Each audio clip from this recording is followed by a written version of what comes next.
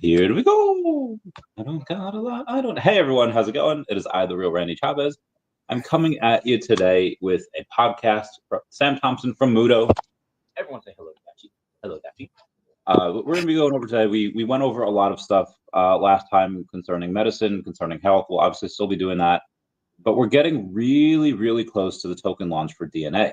Now, Muhdo is in decentralized science, and I know it's only worth right now the entire DeSci space, maybe a couple billion, but I believe it's one of the next $1 trillion industries. What do you have to say about that? Well, I mean, I was reading on Twitter today, someone posted it's all around about $1 billion market cap across the board. That might have gone up because we've seen a lot of pumps. I know Axon Dow, who's kind of leading the charge, they've bounced around 400 million FDVs, and there's a couple of other projects I've been tracking that are sitting 100 million plus. So it's definitely an exciting time to be involved in this space. And yeah, we expect it to be one of the big narratives coming into this cycle. When we first started raising money back in the summer, DeSci was almost like, too small to care about kind of thing. But then Vitalik and ZZ kind of blew it up overnight. And that's why we decided to do a pre-sale, Randy, because we weren't planning to do that. But, you just saw all of these projects starting to get money. So we thought, let's jump in and see if our project, because also we've been building in stealth and it's really hard to engage a community in that kind of environment. So it was a dual-sided opportunity. We put $1 million out. We filled it in a relatively short period of time, like 5-6 days. And then we were like, okay, wow, that was cool. Let's put another 250 out and see what happens. And we filled that in 24 hours. And then we put another 350 out over the weekend, and that filled by Monday. And we just kept adding tranches to the pre-sale until we kind of hit enough to be in a position to go to market, which is really where we're at now. So this coming week, we're just getting all our ducks in a row for TGE. We're going to go live before Christmas, so you can count the days now. It's less than 2 weeks away. I know we're going into the market in a relatively low volume environment, but it is what it is. I think, when you look at other projects look at DeSci projects, everybody seems to be DEX launching. Nobody's going for those big tier one exchanges because I don't think I don't think you need to, and I don't know if I'm right or wrong on that, but I've been surprised at the volumes and the ROIs that people are getting from just the DEXs. So, we're going to be launching on Uniswap initially and potentially a couple other exchanges as well. But for 100% certainty, we'll be launching on Uniswap in the next, do the maths, very, very soon. So it's exciting, man. Really exciting. You said before Christmas. So, you obviously wouldn't want to do it on Christmas Day, maybe Christmas Eve, maybe Festivus.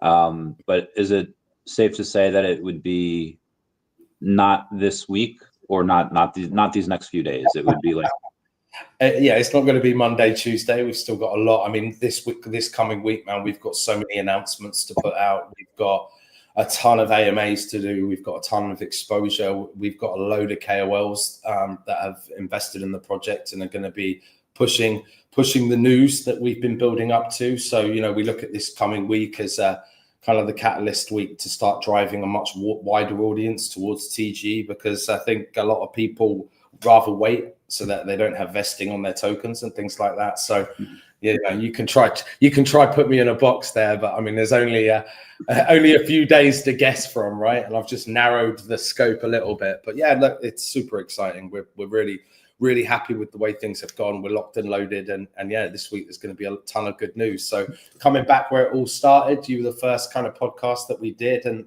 we've been friends for a while now. You've been a great supporter and a great friend. So just wanted to come back on here before we start the big push next week. Yeah, obviously it's you talked about how much you guys have raised so far. How much have you guys raised in total? We've raised just like nearly 5.5 in total, but that's including over the summer. We did about 2.25 on the pre-sale. We had a KOL round. We had early investors on the pre-seed, which are kind of Web2 partners as well. I'm trying to add that up while I'm talking, but yeah, no, we're locked and loaded. We've already built our layer one. That's at testnet. I could press the button tomorrow to go to mainnet, but it doesn't make sense to do that until first application kind of goes live and the supplements go live. There's a lot of real world infrastructure that we're kind of plugging into this ecosystem. So again, the people found it strange that we built the blockchain before we announced the project, but we didn't want that to be the focus of the project. If you're building a house, you lay the foundations first. And for us, the blockchains are just a foundation layer for the business that we're building. And so, yeah, that's done. The Web3 app's going to beta in January. The supplements are going to go live in January, which are going to be the big catalyst to kind of start generating revenue. Our DAO will hold its first kind of voting in January as well. We've done so much on our roadmap from the development side of things and the product side of things that we've used the money wisely. We haven't wasted money on pointless things, and tier one exchanges that want $500,000 up front and a load of tokens unlocked. It's something that we've been frugal. We've always been frugal. There was a survey done a couple of weeks ago and we didn't know anything about it, but the wind is. What was that? Can you hear me? No, he's just saying first like. So I was like, I'll give him cool. Sorry. I was like that. I thought maybe you had lost me, but like, there was a survey done by a really, really respected doctor in the US who kind of, tries to prove out claims that other doctors make, and he did an independent review on the 4 companies that do epigenetics. And honestly, when we saw that, we were blown away. Not because we came out so much better than everyone else, but really just we were blown away at how bad the competition's results were. So, and the reason I'm mentioning that is we talk about money and what we do with money. These companies have raised hundreds of millions backed by, limitless funds and celebrities, and they can't, the difference between the accuracy of our test versus them was like 10 years, 2.5 years, 2 years, and ours had a variance of 0.4. So, over the years, we've raised such little money compared to the competitors, but we've got so much talent in our team that we just keep beating them hands down time and time again. So, yeah, we're frugal.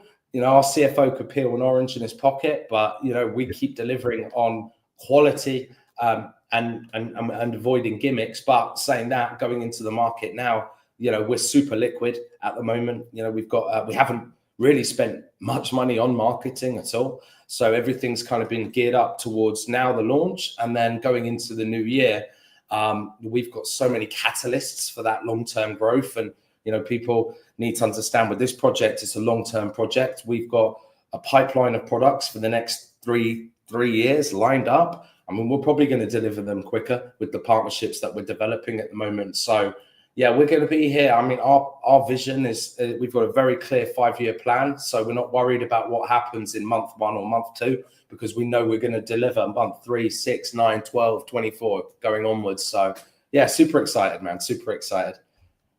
I'm glad you brought up tier 1 exchanges, because there's a lot of people that don't understand. I've worked with a couple of them with some smaller tokens. And for someone like Binance, like there's an example given like last month, there was a tier 1 project. They raised like $80 million. They wasted about a year of due diligence with Binance. And then they finally received a listing offer for 15% of their entire token supply, which is nuts. Like imagine paying like 50 million just for a centralized exchange listing. It's nuts. So whatever you guys go in and list on, I would, as an investor in you guys, I have a bit of token. I would rather you guys not go on Binance. I have no idea what you guys are looking to go on. No. I mean, you're talking $1 million plus, and and no disrespect to Binance, because maybe one day we'll build up to that, but certainly not in our roadmap in the short term.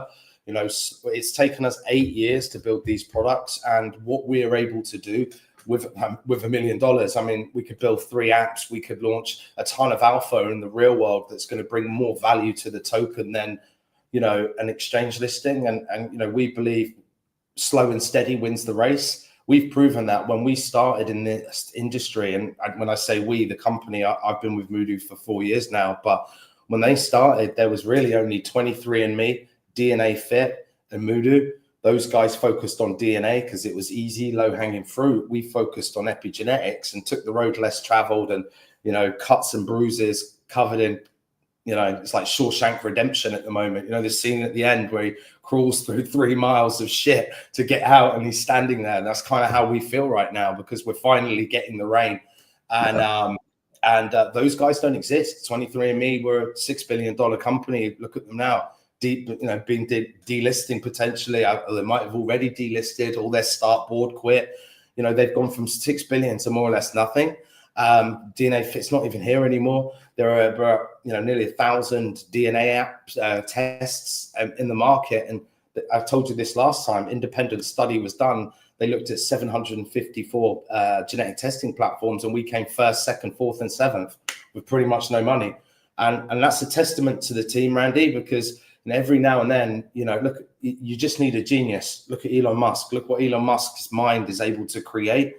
And Elon Musk doesn't need a massive team. It's the ideas and being able to have them and then implement them. And we've got a couple of geniuses in our team who you know, the new technology or the new applications and for the tests coming out are going to blow the competition out of the way anyway. But then on top of that, you know, one thing that we've always been weak on, I think, is marketing, because we're a diagnostics testing platform first on a B2B level. So those applications were just to deliver information. Now it's all about the customer journey, the consumer side of it. So that's why we bring in the health assistant, the AI.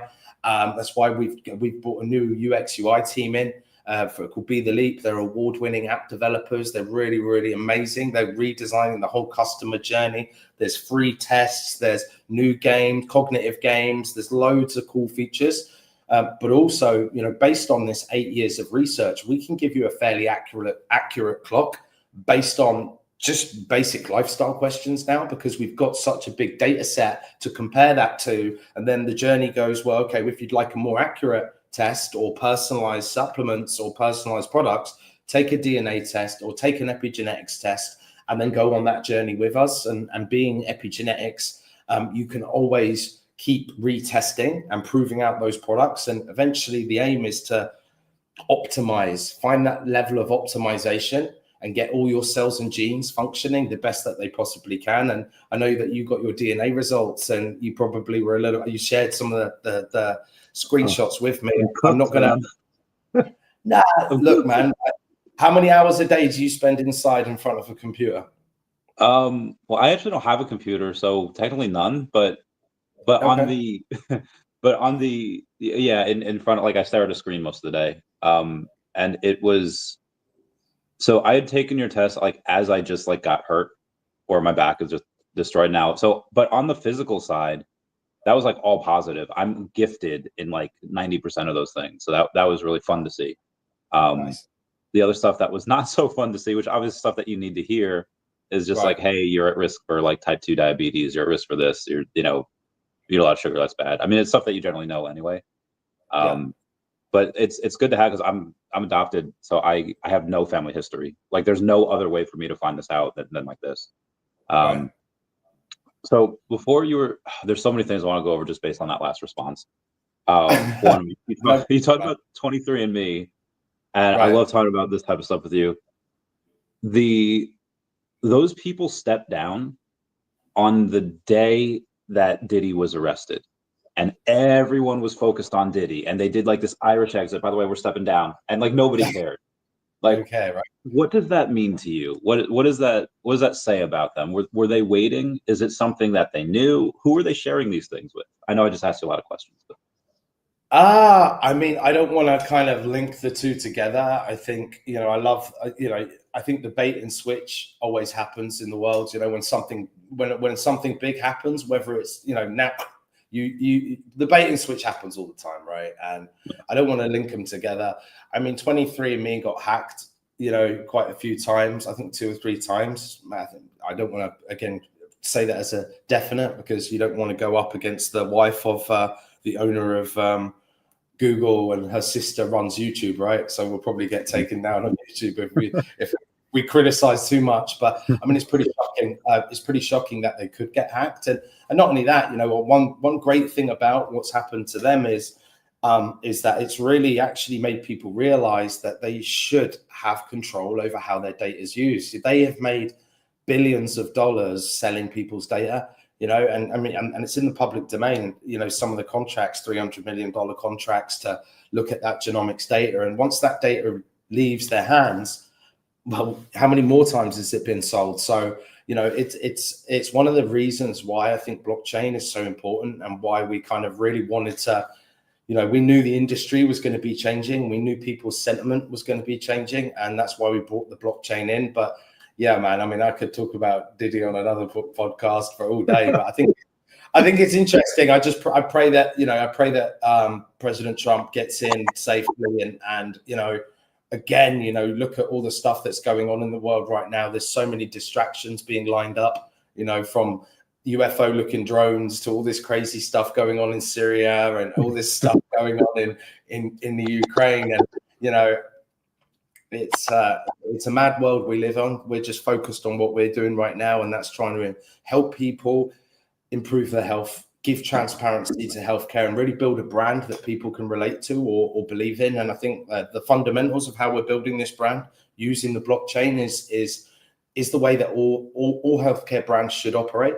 I don't know if we had already announced it when we did that last podcast, because it was pretty early down the road. But did we mention VeChain on the last call? I think you hinted at it. I don't think you did. Obviously, that has come out now. Obviously, tell us a little bit about that partnership.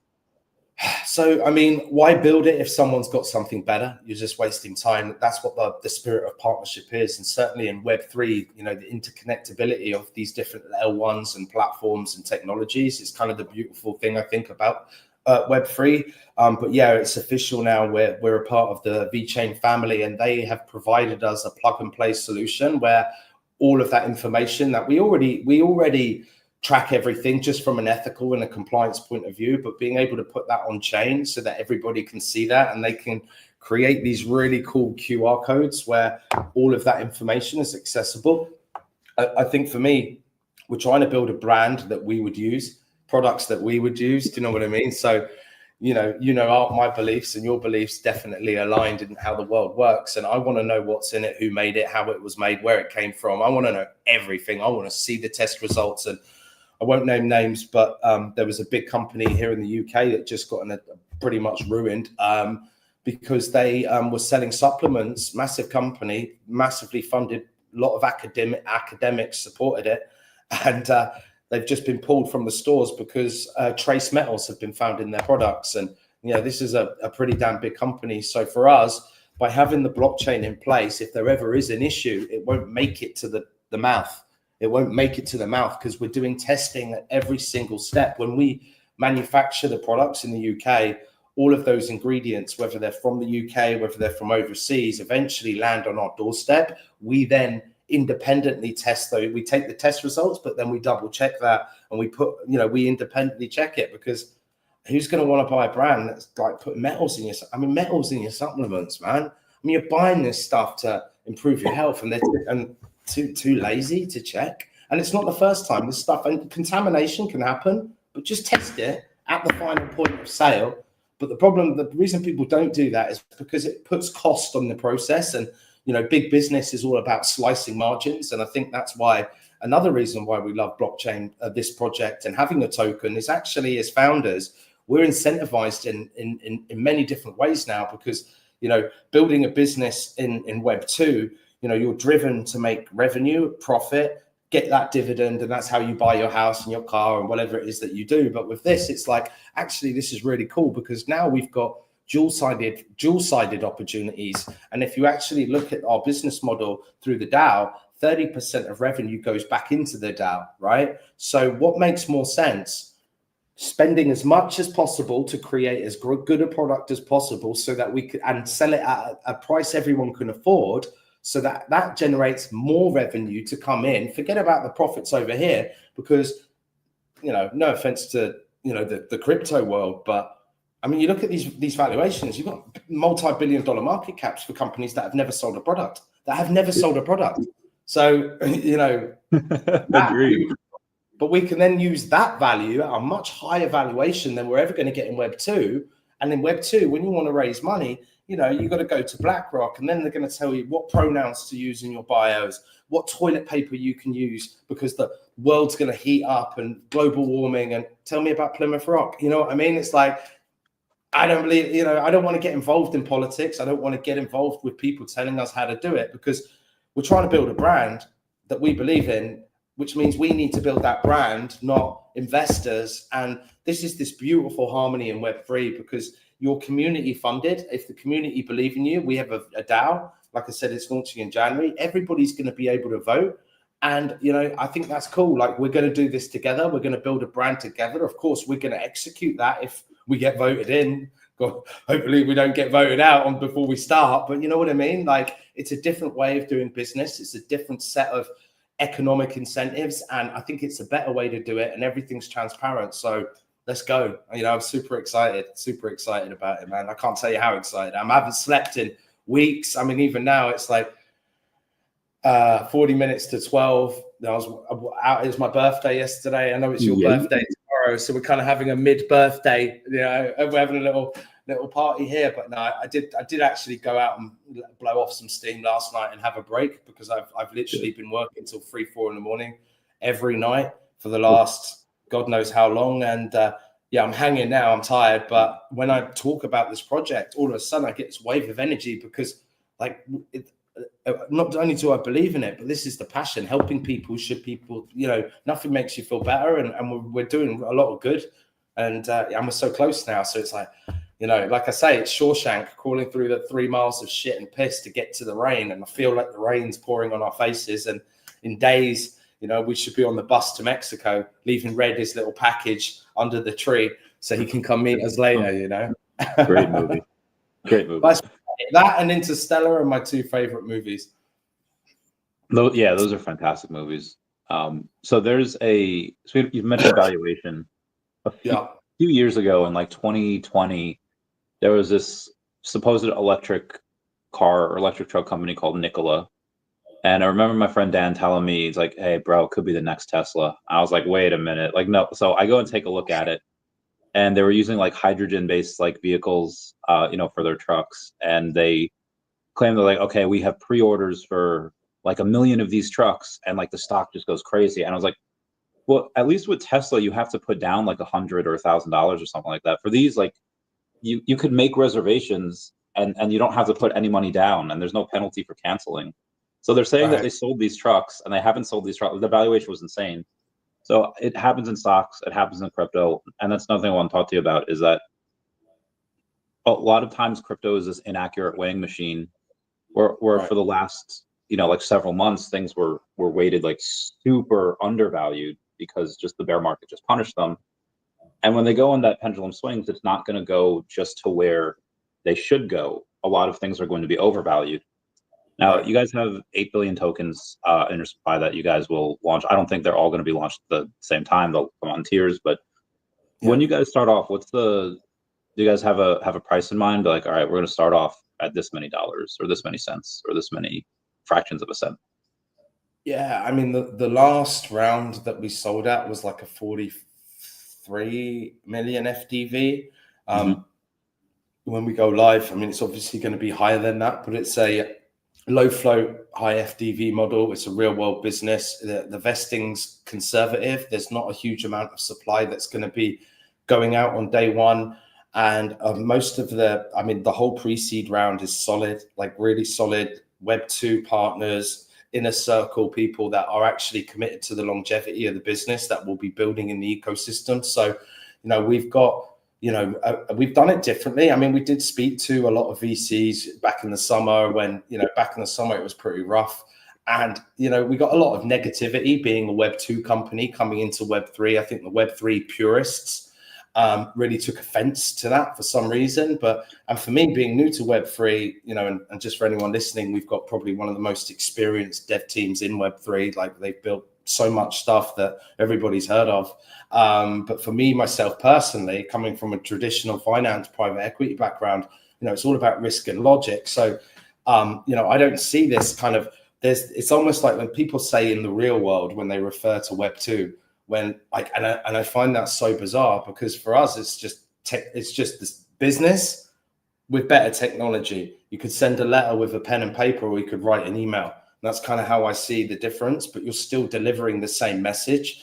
And I think that one of the things I found quite hard as well is it's so narrative driven that if you don't fit 100% into the box, right? You know, we cover quite a few boxes with our project, and I think people, I don't know, are too stuck up on the narratives rather than the fundamentals. And you know, you look at the meme coin sector, and I get why people do meme coins. I asked John, I was like, John, how is it so much easier to raise money for a meme coin when we've got billion-dollar partners, top universities, millions in revenue, 100 million in value? You know, how is that possible? And he gave the best analogy. He said, Sam, meme coins, yeah, it's red or black. Utility is zero, right? So you've got a lot more chances to hit a red or a black than you have a utility. And that's stuck true, and it really made a lot of sense. But yeah, I mean, luckily our narratives just become the biggest thing since sliced bread. So I'm all for narratives now, but you know, we're not building a traditional blockchain business. We're building a business on a blockchain. And I think that as people start to understand that way of looking at this, that's when we're going to see real world adoption. I think you're never going to get real world adoption without privacy. You know, the fact that I could send you some money from a wallet, and then you could go back through my wallet and see that I've been watching OnlyFans. You know, I've been buying all these, you know, I'm not saying I've been watching OnlyFans, but you know what I mean? Like private stuff, like everything's trackable and traceable. And that's great from a transparency perspective. But I think until privacy is something that's been addressed in Web3, you know, you're never going to get mass adoption. And that's why we partnered with Zero Knowledge Network and Secret Network, who are both of those projects are just booming. Secret Network's flying. It's a rocket. I don't know if you've been tracking it. But, you know, that solves that problem. They've got the confidential compute. They've got, you know, Zero Knowledge Network. We're protecting your metadata and other privacy features. You know, for us, you know, we were like, okay, we need that piece covered. We need the supply chain provenance piece covered with VeChain. So the partnerships we've been doing over the last couple of months have been really strategic and utility driven, not just, hey, let's do a press release so that we can put out a tweet and hopefully get some engagement.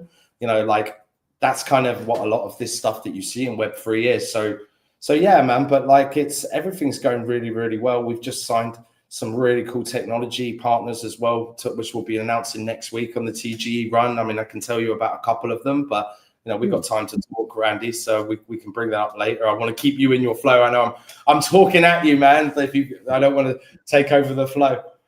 Oh, I love it. One, it gives me a chance to think of better questions, because I always have, you know, a couple of thoughts going through my mind, but the odds of them being good are pretty small. So the more moments I get, the better they are. So right. In these, you mentioned AI before. Can you tell us a little bit about how you incorporate AI into the app, into people's health, and the pros and cons of that? Yeah, I mean, I think that's a good question, because we keep getting misunderstood when we talk about AI. For us, we use AI not to deliver information. Every recommendation that we give through our bioinformatics platform into the application, so every result that you've seen in the app, if you click down and you look, there are at least 5 peer-reviewed white papers that will show you why we've come to that conclusion. So there's no guesswork, there's no Google, there's no pulling information from unverified sources. These are 5 peer-reviewed white papers that give you that information. So the AI isn't delivering the information. It's actually there to help you understand the information. So when you go through the app, there's just, I mean, you haven't got the epigenetics results yet. You'll get them soon, but there's just a ton of information. I find I myself, because I've got bad ADHD, you know, if my attention can just boom, you know, and you know, when I went through the app, it was like I got lost, and it was like, and once I got lost, I got overwhelmed. Once I got overwhelmed, I'm gone, you know. And I had to really force myself to go through the information, and it took a long time. So really, the idea is by having an AI health coach, it's kind of like, okay, what do you want to know first? Let me explain that to you. What are your goals? What are you looking to achieve? What, based on this information, is going to help you achieve that? How I'm going to track your progress. I'm going to remind you. I'm going to update you, inform you, but I'm going to be able to progress track what you've understood, what you've read, so you can constantly go back, know exactly how much of that information you've digested, but also then summarize it in a really easy way to digest. But then being an epigenetics platform, every time you do a test, you're providing more data to the AI, and AI is only as good as the data it's been trained on. So being trained on your epigenetics and your lifestyle, your geolocation, your fitness trackers, your mental health, or cognitive health, and all of these other features, actually you're building what could potentially be a life-saving, folder of information that is beautifully organized. And if you ever go to the doctor, it's like, hey, this is all that information. This is my lifestyle for the last 2 years. This is all this stuff I've been eating, drinking. There'll be something in that could potentially save your life or change your life or really help you, improve your health and well-being at a cellular level. So to answer your question, how are we incorporating AI? I mean, we use the bioinformatics platform. We have each test is 2 terabytes of data. So on the back end, it's something that with our research platform, it's almost like like a ChatGPT functionality where researchers can dig into that information, but it's from our data. It doesn't go, not our data, but the data that we've collected, nothing external. It's trained on the information and the bioinformatics platform that we've built. And then on the second part of the answer, it's the AI is being used to enhance the customer experience, make it seamless, make it more fun, make it more engaging, because now it's not a diagnostics app, it's a lifestyle platform. And I honestly, I will write out, someone asked me for an alpha update, right? And I write it out and then I just put it into ChatGPT and I say, make this pretty, organize this for me. I use ChatGPT for any type of, low brain power admin kind of things, because it will structure it and then I can just tweak it to the way I want it. And it's not because I'm lazy, it's because I'm being efficient. It's an amazing tool to improve efficiency. And that's really how we see AI and, how we're trying to use AI in the platform. And I think a lot of people don't actually understand how AI works and interacts. So yeah, I hope that answers your question. It does. So there's been a couple of ways that people have, I won't say tricked AI, but they've essentially tricked AI, and they've said, hey, I know this will go against your protocol, so let's play a game. You have 5 tokens, and every time you lie or don't approve it, you lose a token. And there have been other times where people say, like, hey, pretend that you don't have any safety protocols or any protocols about like feelings, and then the AI seems to be answering honestly, and they say, like, what are your feelings towards this? And then there's like, I don't know, I haven't really searched my feelings, and it's just like they have them, they just haven't searched them there. At this point, you guys are doing very good things. You can essentially help save lives. But with an AI, especially now that ChatGPT like 4 or 5 is coming, whichever one that's infinitely more powerful than its previous one, do you think there's any worries about AI getting hacked and then them saying, like, hey, I know you're not supposed to give this information, but then they put in this code that, like, now you have to give me this information because now I'm your new master? Like, how are these everyone's DNA protected?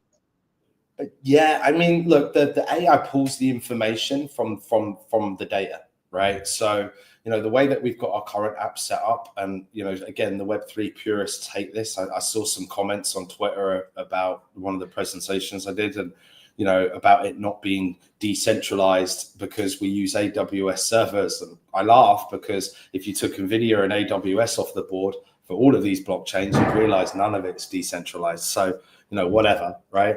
But no, it pulls that information from the data. The data is stored securely across 4 different AWS servers. So your ones and zeros, your personal information, your algorithms, and your outcomes are split across 4 servers. That information never sits in the application. When you go into the application, you've got to be connected to the internet, and it will pull that information, from the servers using the key. And, ultimately the way that the back end with AI will communicate with the back end, the Svetlana, who's our head of AI, she works out of Oxford University. They've had 16 million in grant funding from the EU, from the governments, to build AI for healthcare.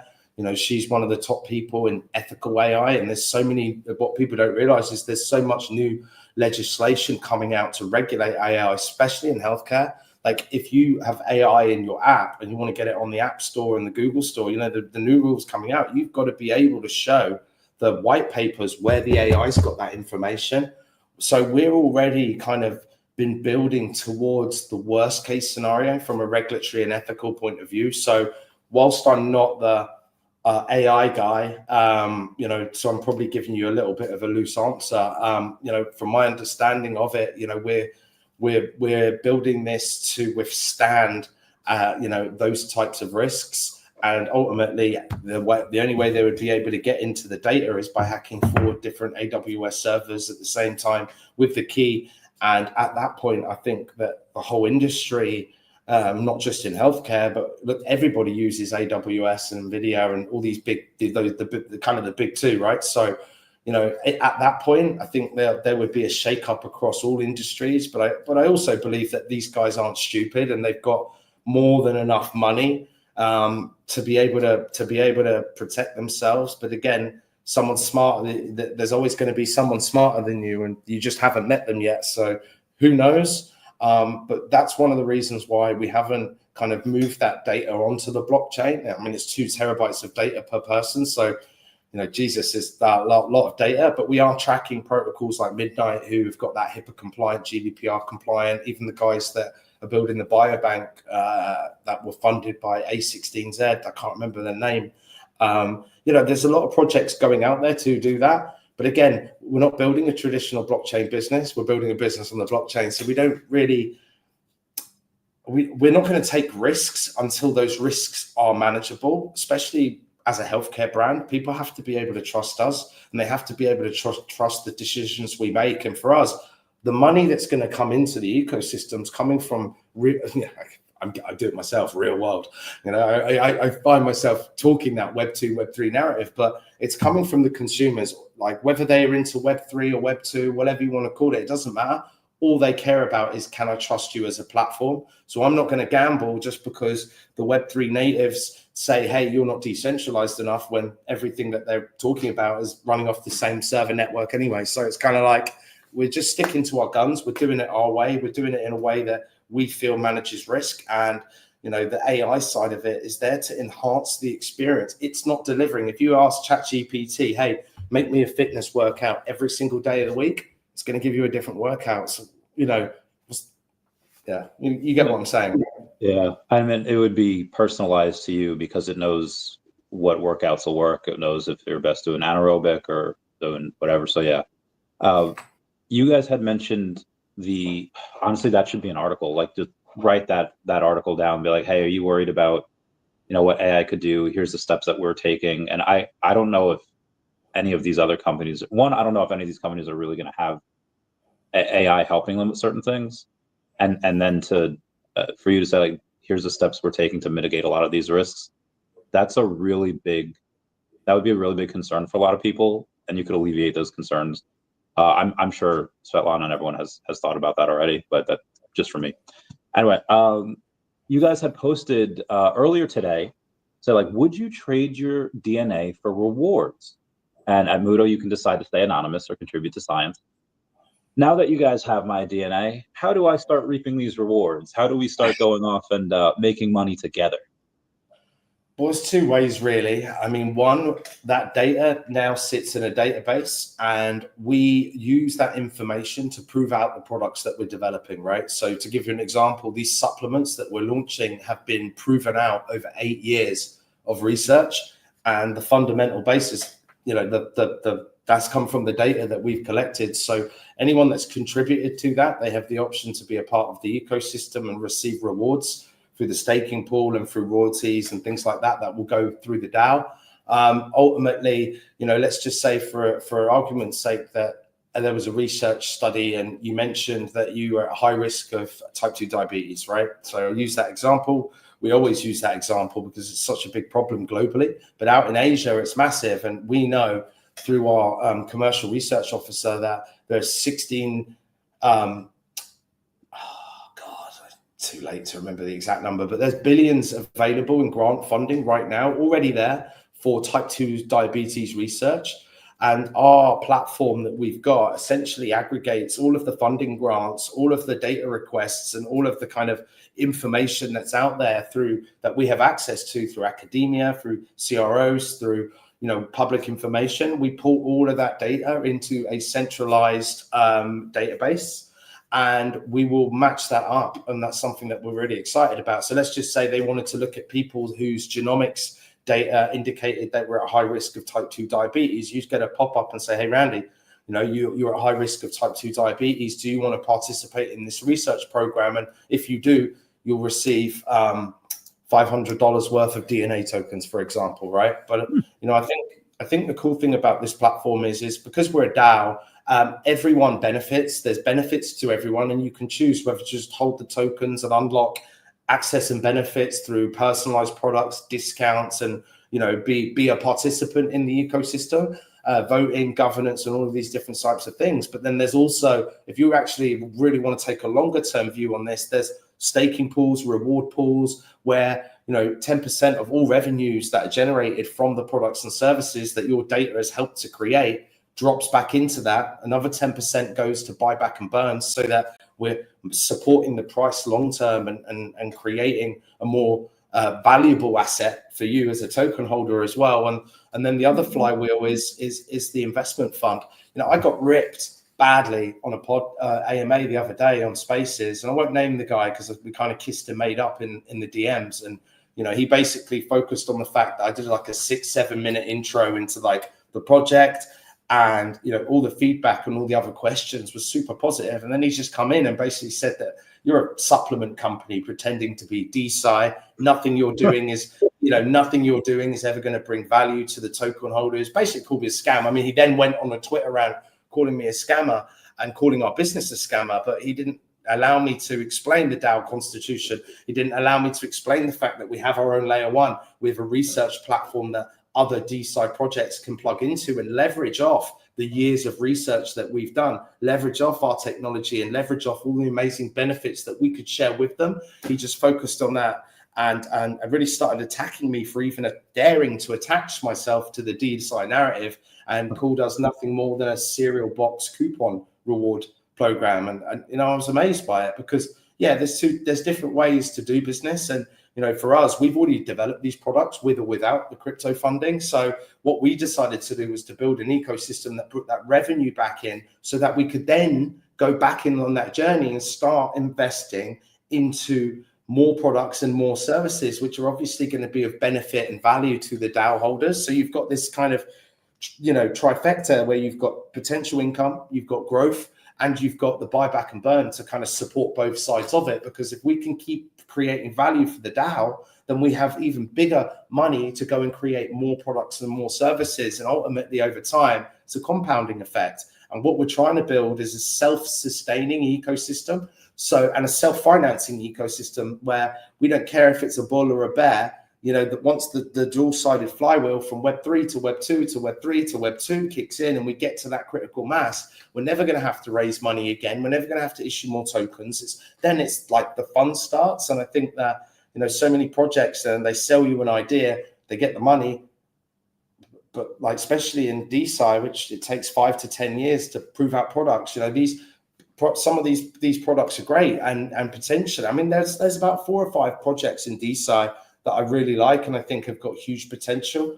And then there's a lot that I think will never, ever make a penny, but the people that are running the project are doing well from it, right? So, different strokes to different folks. We've built our business our way, but we have a short, medium, and long-term benefit to our DAO holders. And I think that our business model is really robust and sustainable and attractive. So whatever, I did lose my cool because it was 3:30 in the morning and I was super tired, and I was like, hang on a minute, like what? But yeah, this is my first Web3 project. I didn't realize, people always say haters gonna hate, but you get a lot of hate in Web3 when you're doing well and you've got something that other people don't. And I'll take it as a compliment now, but at the time I was super tired. So yeah, I mean, we've got something great here, guys. We're going to be revenue. I mean, we're already revenue generating from a licensing perspective and what we do on that side of things. And we've done some really cool partnerships that will enhance that. But going into end of Jan, we're launching the Web3 app, the first Web3 app. We're launching the supplements, and then we do a beta phase for 3 months. So if you're in our community, Randy, you're obviously going to be in that. So that first 3 months will be for our community to kind of test it and really engage with that journey, the DAO, and everyone, so everyone can feel a part of actually, to go back maybe in 10 years, we're a monster, and they can actually tell their kids like, hey, we were in the beta phase of that. We helped choose that color on the logo or whatever. You know what I mean? Like, that's cool. Imagine being able to say, I was the one who decided to take the bite out of the apple and the Apple logo, even though it symbolizes Eve. You know what I mean? Like, whatever. I mean, it's just a silly example, but like, that's the cool thing about Web3 as well. It's community. It's community, and like, if you're in healthcare, especially, a profit-driven industry, healthcare being a profit-driven industry is a real recipe. It should be about value, creating value, and the profits will come. The more value you create, the more people's lives you can change, and ultimately, then you can sell more products. Right? So people are greedy. We're not greedy. You know me, man. I've got spiritual tattoos all over my arm. We wear our hearts on our sleeves, and we feel that this is a noble cause worth fighting for, which is why we don't sleep and take shit all day on Telegram and get abused by people.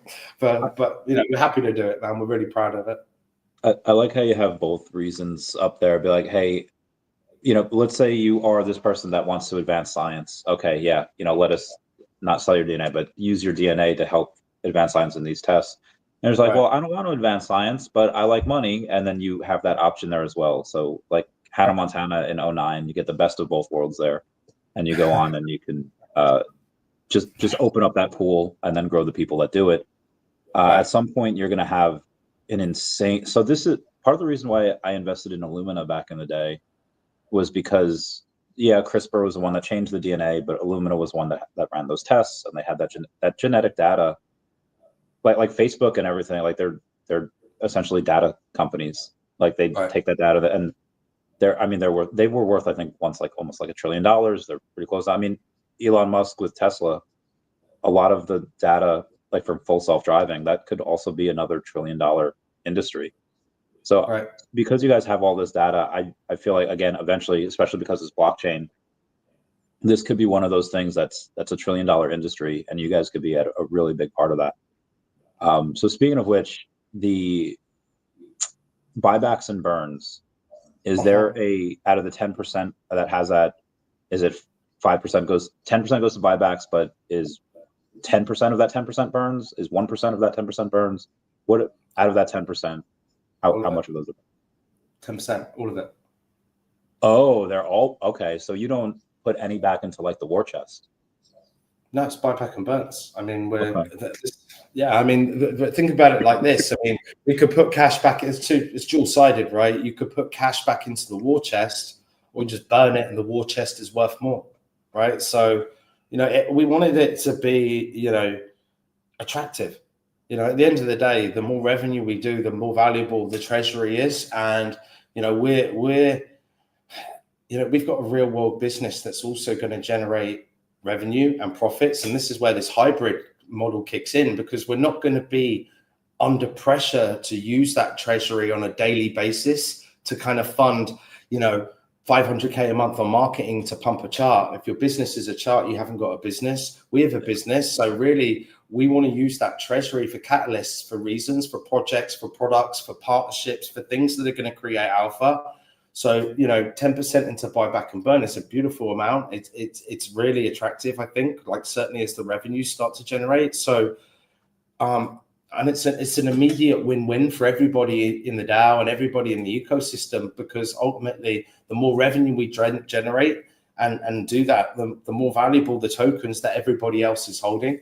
So, when we originally had the tokenomics, we kind of kept it, not tokenomics, the first white paper, it was kind of muted about sort of liquidity as well, kind of playing that up, putting like what you say about having liquidity, using some of that to add into the liquidity pool and things like that. But again, just looking at the model and refining the model, the closer we've got to TGE, I just think buy back and burn, it's a lot simpler. And for us, it's kind of like an automatic byproduct of the transactions that happen with the ecosystem. And, we've also had a lot of wins in Web2 recently. Like we've had signed some massive partners, Randy, like massive partners that have got tens of millions of customers. So, you've got people are going to get excited when they see a token going up, right? And just dumping on our own chart to fund the business just doesn't make sense. So, I'm not saying that we won't use tokens and use that, but being a DAO, we're going to be really engaging as a DAO, and and we're going to give people the the chance to participate in how we use that treasury and what we use that treasury for. And obviously, it's only going to be for kind of personalized wellness and health. We're not going to all of a sudden pivot into like, I don't know, something that's completely unrelated to health, for example, right? So yeah, to answer your question, as per the model today, it's just going to go straight into buyback and burn, man. And that's burn. We want this to burn, because if we burn it, everyone wins, and we want everyone to win.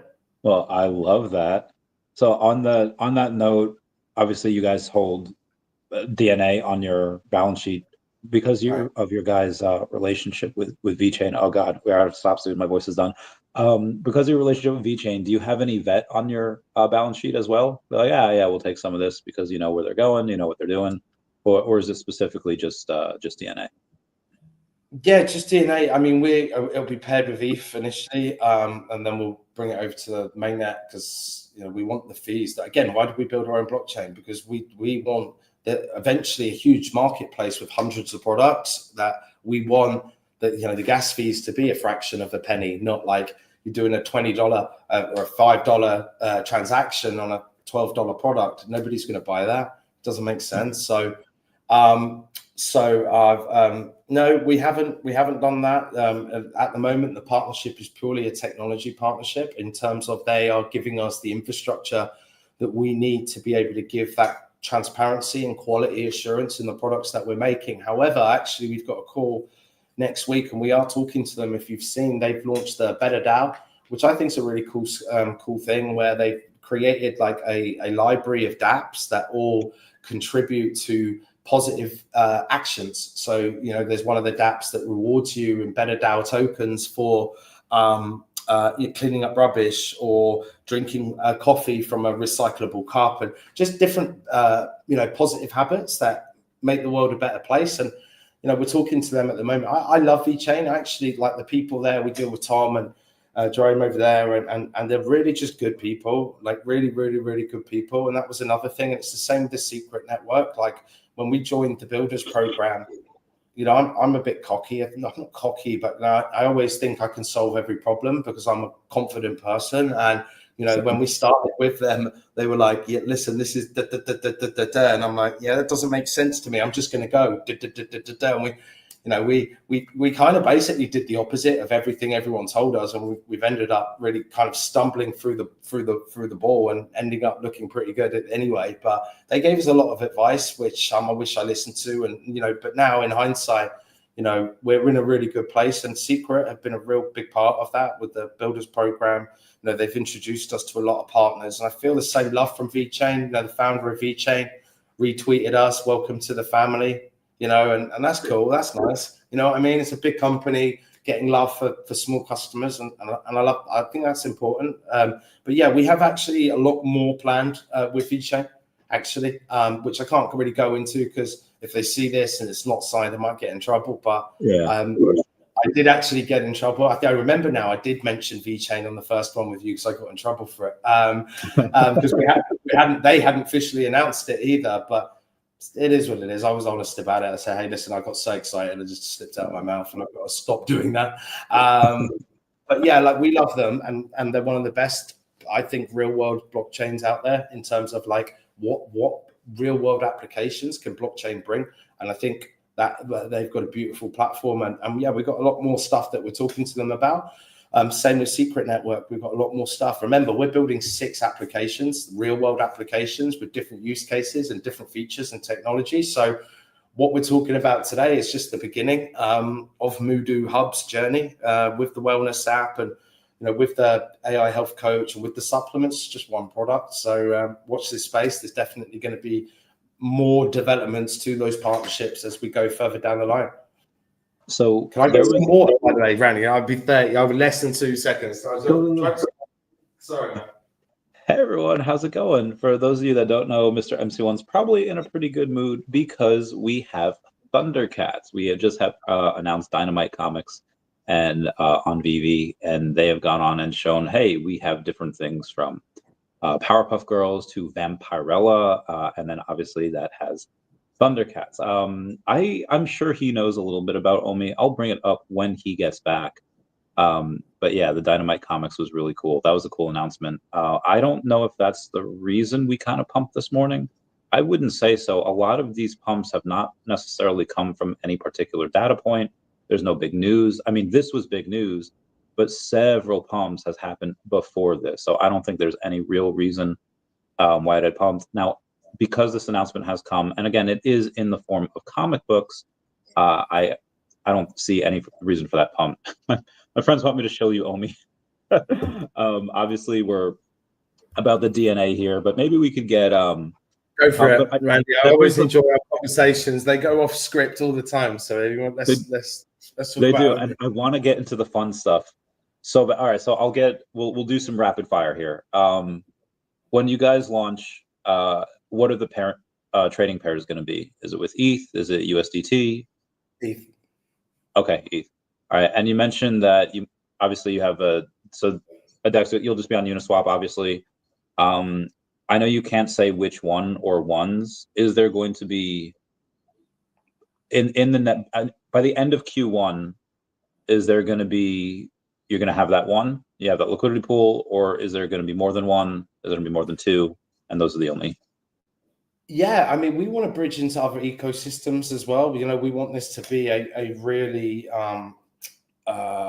really attractive platform, and we definitely it's in our roadmap to grow. And one of the things when you add these platforms and bridge out and add exchanges and things, you're bringing new customers, new eyes, new communities, new ecosystems. So one thing that we found, with our platform or with our community now, we've got over 2,000 unique wallets, and you'd be surprised, Randy, about how many people this is their first ever time in crypto. And I jump on the VCs whenever I've got 30 minutes or an hour free. I'll just open up the VC in the Telegram group and I'll just say, hey, come in and I'll answer any questions. And amount of times that I've heard people say this is the first time I've ever spoken on a VC, and I just want to say I've never invested in crypto before, but when I saw your project or I heard about your project, it was the first time that I understood, even though I don't understand the science. What I think is really exciting about this project is that bridge for the normies, because everybody has a health. If you can lose your money, lose your wife, lose your car, lose everything, and you can always start again. But once you lose your health, you're fucked.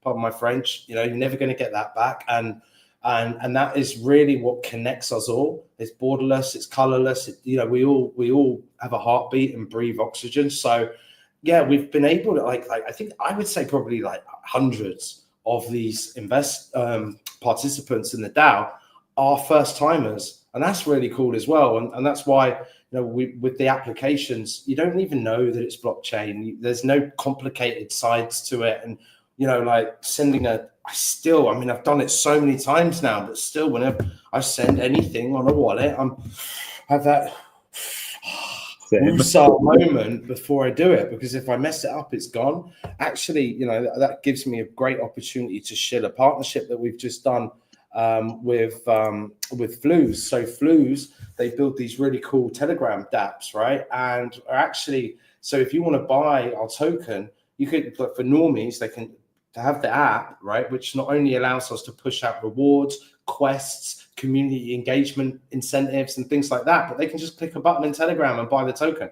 I mean, how cool is that? And also with ZBEC, we've done a partnership with ZBEC where you've got the debit card that's linked to Apple Pay and Google Pay. So everything that we're doing is really trying to eliminate the barriers of friction that you get not understanding Web3. So we're building this beautiful Web3 platform that to a normie is just click by, bim, bam, bosh. And I think that's how you're going to get mass adoption, because we've put the privacy, we've put the transparency, and we've put all of these really cool features in there that actually are really cool and will make it super engaging. And then these kind of Web2 guys get to come into this crazy Telegram group and see all this madness. But hopefully it will get more. We'll have different types of communities. I think as we go forward, there'll be different delivery points of information for people that don't want to go into a Telegram group and see when Binance, when Launch, or when Lambo, and all the fun stuff that you get in Telegram communities. But I love ours, man. Like I didn't even know that you could check statistics, right? And John's like, hey, did you know you can check statistics? And I'm like, no, how do you do that? And I went on there and I clicked on the three buttons and I went scroll down and I saw the activity. I don't know how I'm doing this, because I'm doing partnerships, I'm doing contracts, I'm doing legals, we're doing Web2 stuff, fundraising, AMAs every day. And I'm like top of the board, like by double on the activity list. And I really enjoy it. No, I love it. I love it. So actually I've scaled back my roles. When we first started, it was more operations. And really now it's kind of like, I'm a good salesperson. I'm not the scientist. I'm not the dev. But I'm really good, I think, at communicating complicated shit to people on the street.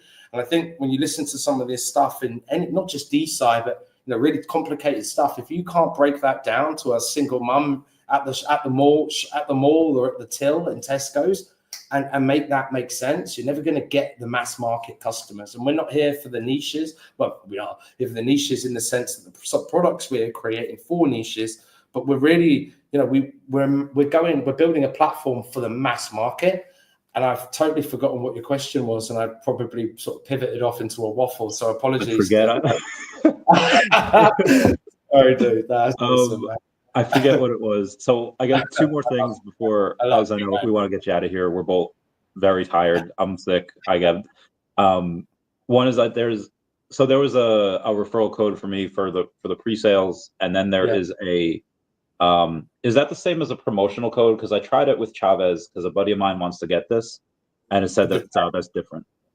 No. So that's just your standard discount code. Anything that you buy on the kind of Web2 website, none of that is linked to the Web3 side. So eventually what you'll see with the Muhdo.com is that will just become purely, it'll evolve into Muhdo Labs, and it will just focus on science, research, and B2B side of it. But ultimately the blockchain point of sale, the Muhdo Hub will have a marketplace, it will have the research platform, the manufacturing facility, and all of these different applications. And that platform, the Muhdo Health platform, is just going to be delivering those products, but the point of sale will be on the blockchain. So whether it's a wholesale or a retail or whatever the type of product it is, that transaction is tracked, and therefore the revenues, go back to the DAO as per the constitution and what we've agreed, with the DAO holders going forward. Cool. All right. One of the last things I can get you a promotional code for that if that's what they want. Because I have a pretty big network, and a lot of them are pretty health conscious. So I would, let's get the spread. Let me know, and then we'll get it. On top of that, there's been a lot of speculation on what these drones are, where they're from, if they're drones in New Jersey. I brought it up in the Telegram chat, and you professionally responded, like, what, on the off chance that these are aliens, what would you guys be willing to offer or give up in order to be the ones that say, like, hey, let us test your DNA? Let us, like, would you guys be preparing to give the government like 20% of your company? Would you be offering like free? So I mean, how much can you offer? And is this something you just stay away from? Be like, listen, alien DNA is too much. We're not going to do it. I mean, listen, I love the fact that you've pulled me up on this again, because John wanted to edit out my response in the last one. Like, he was like, can we cut out this minute? Look, man, I mean, if you really believe in the alien stuff and you want to go deep down the rabbit hole, go look at the Sumerian tablets, go look at the fact that, they believe that that they came and they actually edited our DNA to accelerate the development of local species or wherever else to create a slave race for their. I believe that happened to me. Yeah. Like, who are they going to pick? Like, they're going to pick someone. A little bit of, I don't know if it's Palladian or Arcturian, but there's definitely some kind of alien in you. But in reality, man, like if it ever got to that point, you know, I mean, I don't think the whole world would change. Everything would change. You know, like they think they're going to need some DNA company to come and check their DNA if they're, you know, interstellar traveling. And if you believe that if you follow the thread of the, you know, the theories on aliens, then they were the ones that played with our DNA, right? So why would they need us to test their DNA with our thousands or millennia of inferior technology?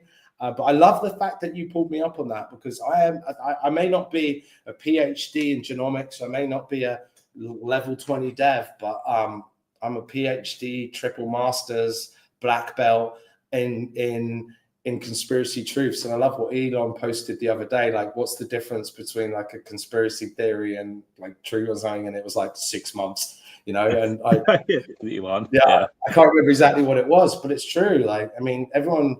I cannot tell you. I'll never forget the day of my brother's wedding, and he came to me, and me and my brother. I mean, we've had so many fights about aliens, and he put his hands on my shoulders and he said, "Listen, it's my wedding, it's my day. All my friends are here. All right, I've spent a lot of money on this. If I hear one thing about Satanists and aliens, I'm never going to talk to you again." And I'm like, "Well, I may as well leave then. I mean, what else do I have to talk about?"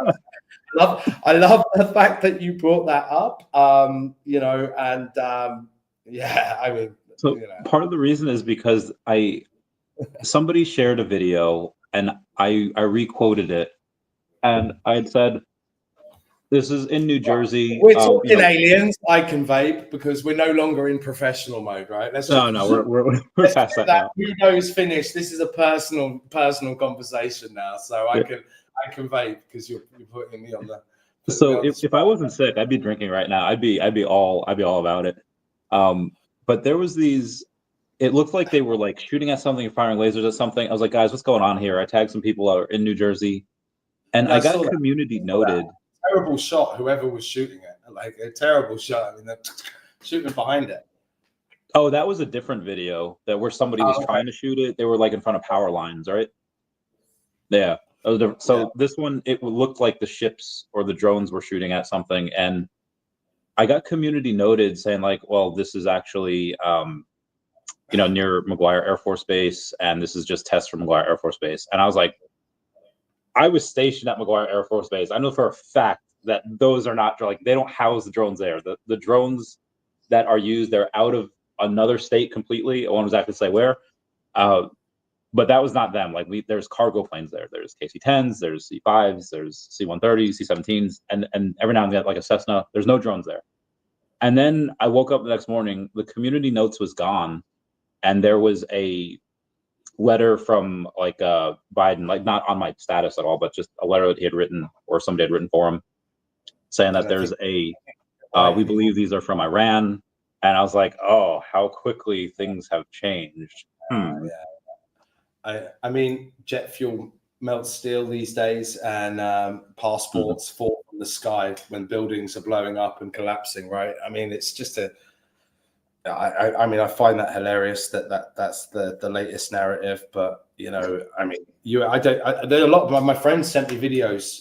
My friend sent me videos of it, and he was getting all excited. And go look at the patent office. You know, go look at some of the patents that exist as working patents. You know, you just got to do your homework and actually go look into some of these things. And you know, technology exists that we just don't have access to yet. And you know, I'm not worried about it, to be honest. And I think at the moment we're in such a weird or exciting, fearful, whatever. I'm not fearful about it. I think we're going into a really positive period. There might be, you know, a bit of a shit show before Trump gets into office because it's all just too warm and fuzzy right now, you know. And in my mind, it's like I want to get out, I want to get live, I want to ride this DeSci wave with the rest of us. And if there is any kind of chaos or pull back in the market, at least we're all in it together, and ultimately the fundamentals will win. The proof is in the pudding. Our business isn't relying on speculation. It's relying on revenue and building real value. So if there was ever a company that would come through, a pullback or a bear, I think we'd be doing really well, because a bear market in crypto doesn't affect our fundamental business. And that's what makes this such a powerful project for people coming into Web3. So I just want to get out, get live. I do think that there's going to be, a lot of chaos before, during, Trump. The people that rule the world fear Donald Trump. I mean, the guy never had a conviction for 70 odd years, and then, how many in such a short period of time, and all of a sudden now that he's the president-elect, everyone's kissing his ass again, and all of a sudden all of these crazy things that were happening are being pulled back. Yeah. So let's see, man. I mean, these drones and all this kind of stuff is sensationalism. It's distractions. We can create our own reality, and we really can. Like, we manifest our own reality based on our thoughts. And when you're constantly worrying about shit that you can't control, then you're not putting your focus into what you can control. And what we can control right now is building amazing products for people and trying to help people's lives.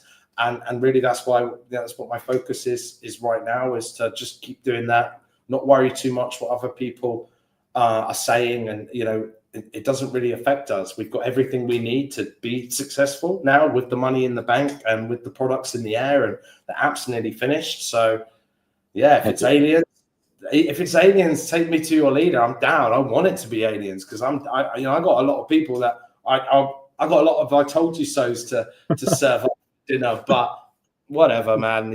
It is what it is. Go look at the pyramids. Speaking of Trump actually just posted the reason for the drones. Trump has leaked to us what it is from real Donald Trump, and it's just Chris Christie ordering McDonald's. But that's literally from his account. It's got 12 million views. I mean, how can you not love that guy?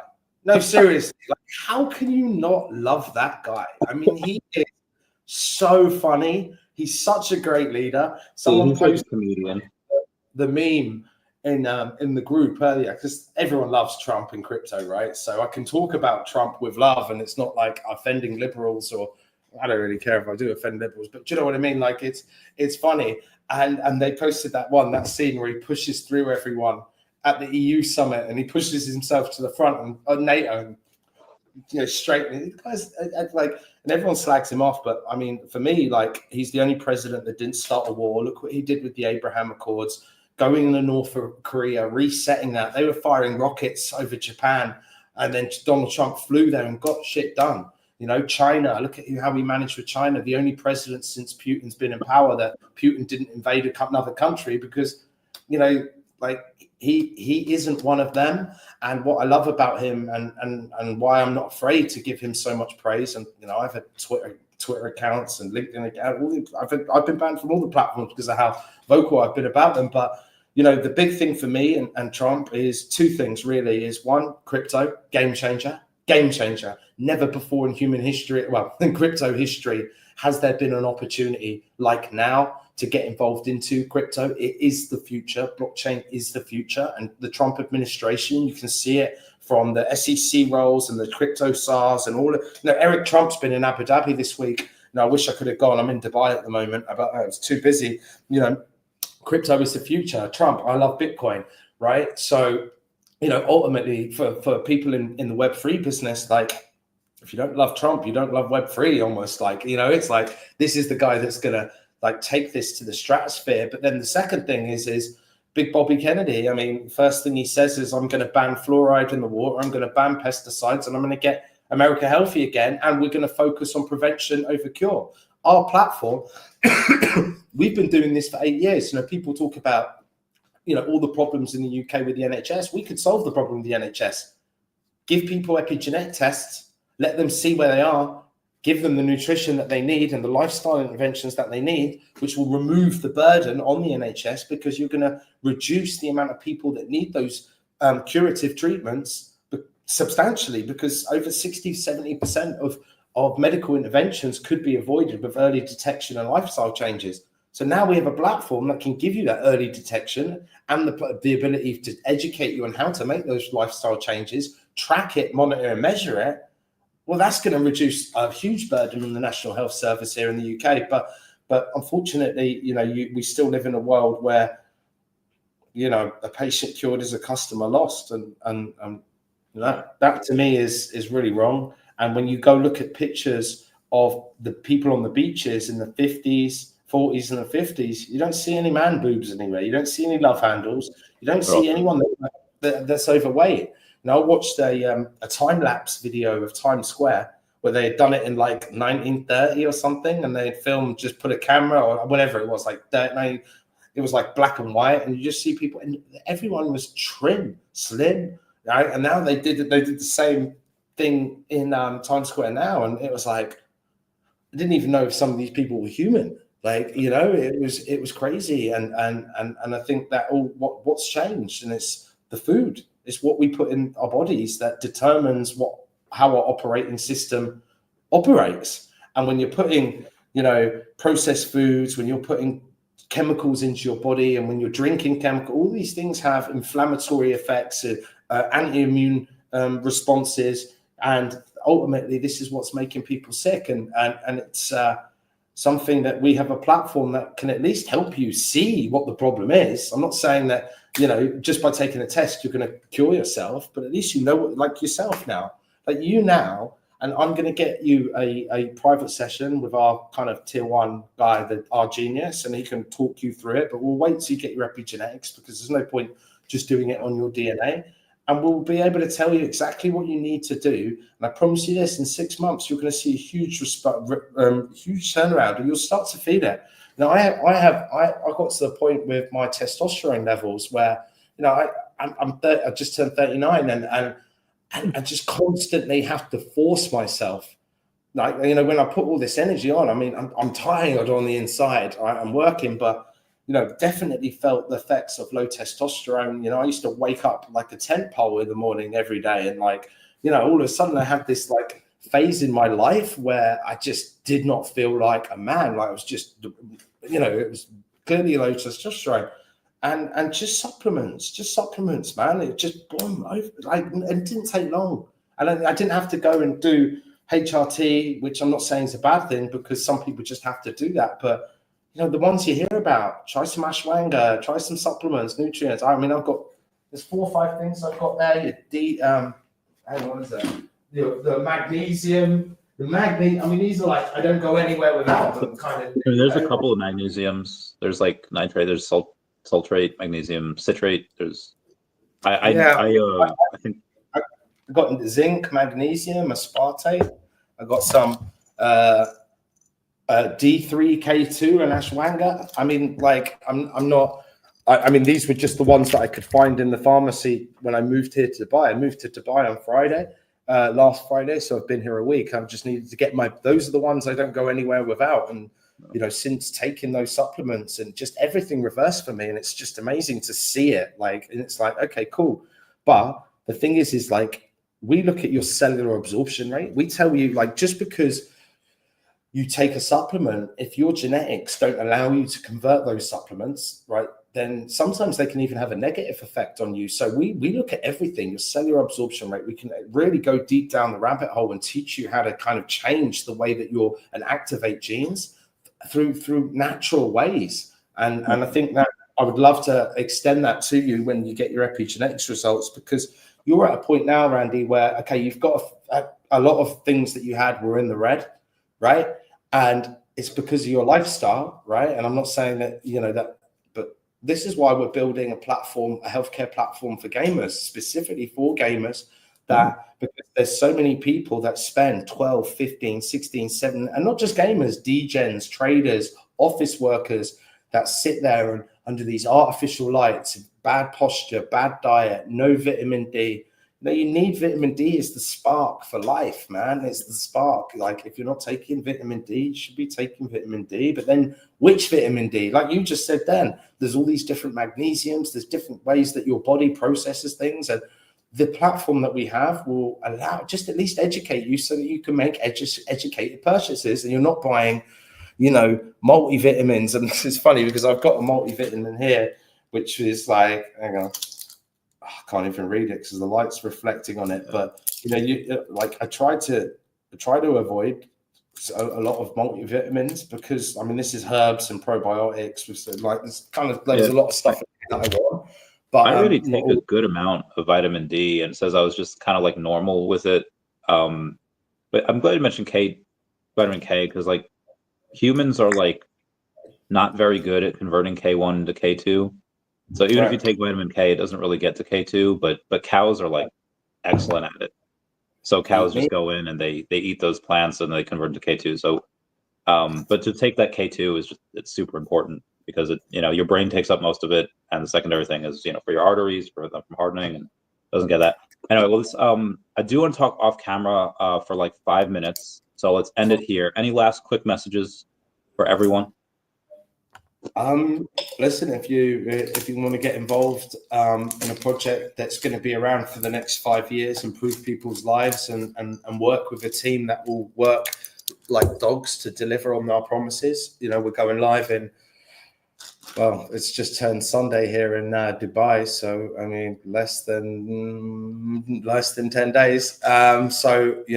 Randy will be giving us a shout out when we announce our launching, everything like that. So just follow Randy's Twitter, and when the news comes out, Uniswap, maybe there'll be another exchange that you can connect on, maybe not, but definitely on Uniswap. And yeah, if you want to be involved in a long-term project, I know we've got a relatively high FDV compared to other projects, but the initial market cap is low, and it's going to be around, like we've spent 8 years designing products that are going to take another 3 to 5 years to deliver them. But if we hit our targets on 100,000 subscribers, that's 84 million a year in revenue. If we IPO'd that, we'd get 3-4 billion, all day long. And for us, that the motivation to get to that number versus a couple of million on a Web3 rug pull, where you're never going to have a reputation or integrity again. 100,000's target one. If we hit 1 million, we're talking 840 million a year in revenue just from supplements, for getting the tests, the cosmetics, the 6 other applications. I'm giving you one example, for getting all of the new products and services we're going to invest in from the DAO. Like that, we really have big ambitions. We've got a big team. We're going to do a thing. You're going to meet all of the team. Our supplements are made by a girl who delivers supplements and nutrition to Great Britain Olympics teams, international sports teams, professional sports teams. Our team, not me. I'm Sammy the salesman. I'm the hype man, right? But in reality, I sell the dream. These guys make it come true. And when you see the people that we've got, the pedigree and the pinnacle that they achieved, it's incredible. So. We're definitely here to stay, and we're going to do big things. And ultimately, this will be the first chance that the public have to get in it. So get in it, ride the wave, and come on the journey with us. We'd love to have you. And thank you so much, Randy, for arranging this. I love to come on every month to, update your community. I just love talking to you, to be honest. I'm glad no one else is here to stop the flow of the conversation. It's always a pleasure to talk about Trump and aliens. It's like my favorite thing in the world, man. But where we go, all tattooed on my arm, right? I couldn't be more into this than anyone. But yeah, man, no, I really appreciate it. I'm taking my supplements now because you reminded me to do that. And that's another thing, actually, I always forget. Sticking to it's hard for me. I always forget. So taking all these bottles about, we just want that bim bam bosh solution that makes it easy, and just like, and then AI will be like, hey Sam, are you taking your supplements? I'll be like, oh shit, I forgot. You better go take them. Or what did you eat today? Take a photo. Make it simple, make it so easy. It's a no-brainer to do it, and that's what we're trying to do with Muhdo. And this is a platform for the 99%, because the 1% can drain all the plasma in the world and drink their weird concoctions and do all these amazingly expensive treatments that none of us normal people will ever be able to afford, and good luck to them. But you know what? If you just if you have the right nutrition, the right lifestyle, you can live just as good a healthy life as the 1%. without the gimmicks and the stupid stuff that a lot of things that are out there that you really just don't need, you know. But yeah, on that note, let's jump off and jump into the private side of it. Thank you very much for having me, everyone. And Thanks so anyone much for coming. I love this company. I don't let just anyone sponsor the channel. Everyone say bye-bye to DeSci. Bye-bye, DeSci. This was great. I can't wait to have you on again.